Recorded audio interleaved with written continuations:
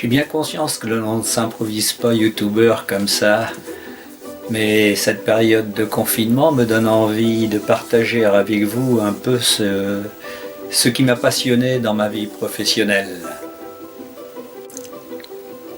Cette photo nous fait découvrir le bâtiment des archives tel qu'il existait en 1972. Mon atelier était situé au rez-de-chaussée, juste en dessous de la salle de lecture. La tour qui émerge au-dessus, en arrière-plan, c'est la tour où étaient entreposés les quelques 30 km d'archives. Là, c'est la salle de lecture. Cette salle de lecture, telle qu'elle se présentait, et vous avez au centre, debout, le directeur de l'époque, Monsieur Gilda Bernard, qui était conservateur et qui a fini sa carrière comme inspecteur général des archives. Il fut, je pense et j'en suis sûr, il fut le directeur que j'ai le plus apprécié en ces 30 et quelques années de service. Une photo souvenir pour les Canets qui ont connu cette époque.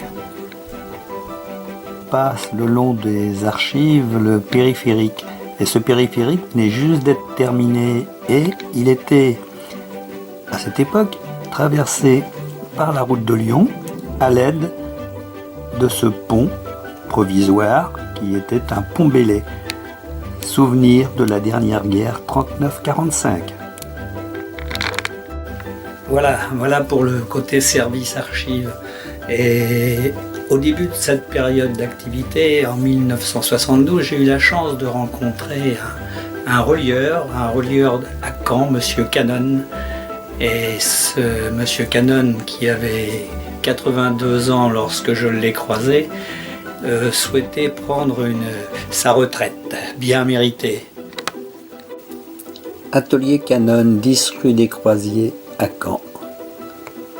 Et Monsieur Cannon, le voilà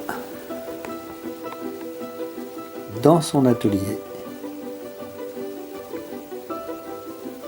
tout sourire. Vous pouvez remarquer derrière lui les presses qui trônent. L'atelier est un peu sombre, mais c'était l'époque. Effectivement, l'atelier était un peu sombre, il était au fond de la rue des Croisiers, comme je vous l'ai dit, légèrement sur la gauche, si je me souviens bien.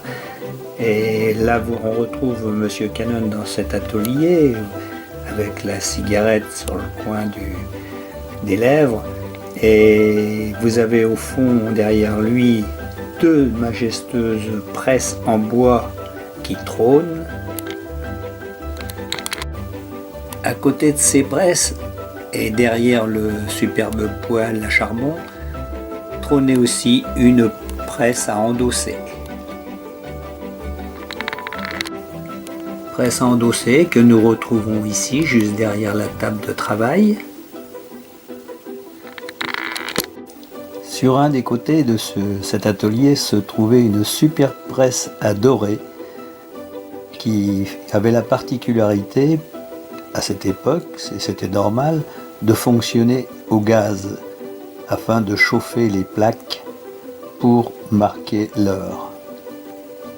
Et derrière, vous pouvez voir toutes ces rangées où étaient placés les fleurons, tout ce qui permettait d'apporter un décor et un style à une reliure. Voilà, c'était Monsieur Cannon, une belle rencontre qui m'a permis d'acquérir du matériel de dorure, des papiers, des fournitures qu'il a eu la gentillesse de me céder. J'ai un chapeau aujourd'hui, il faut bien changer un peu. Eh bien, nous allons laisser Monsieur Cannon dans son atelier et nous allons retrouver ces outils qui sont derrière moi. Ces outils sont en bronze et ils sont composés de palettes, de filets simple ou triple ou double.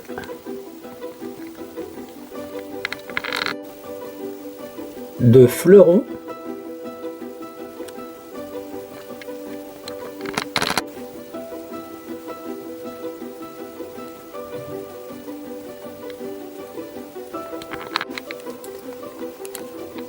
Et de roulettes. Qui, comme vous pouvez le constater, la roulette, elle est gravée, elle est sculptée. Elle est montée sur un axe. Et cette roulette est emmanchée sur un long manche. Je vous expliquerai un peu plus tard comment on s'en sert.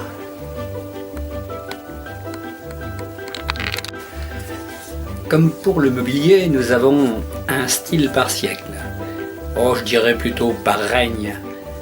Ce qui explique la multitude d'éléments divers qui sont à notre disposition. Ces outils sont destinés à être chauffés. Ils sont chauffés et appliqués sur l'heure qui a été préalablement couchée à l'endroit voulu sur la peau de la reliure. À cette époque, M. Cannon m'a cédé quelques reliures qu'il avait dans sa bibliothèque.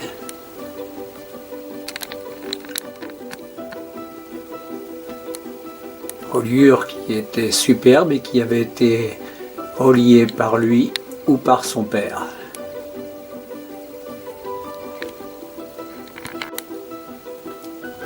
Je vais vous présenter juste deux de ces reliures.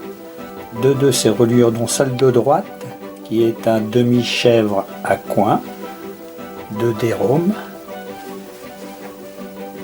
où le retiendra le dos mosaïqué,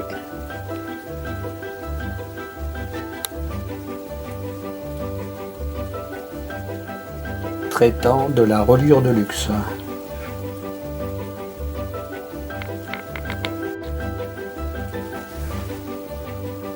Ce dos et ce décor illustrent bien le sujet traité. La reliure de gauche nous parle des reliures d'art de Bouchot, essentiellement des différents styles de reliures. On remarque dans le décor de ce plein-veau raciné un certain mélange, une utilisation de fleurons, de roulettes, de différents styles. Là encore, le relieur a représenté le sujet du contenu du livre. De placer sur le livre, vous avez un des fers qui a permis un élément du décor.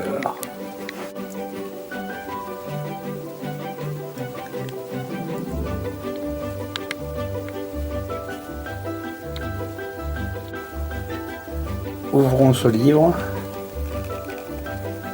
On remarque la beauté des feuilles de garde et aussi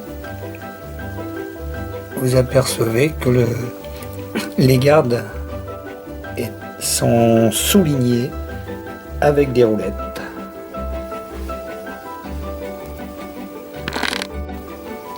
Je me souviens aussi que M. Cannon à l'époque m'avait dédicacé ce livre tout en précisant le 9 décembre 72 que cette reliure était la reliure de son père, Charles Cannon.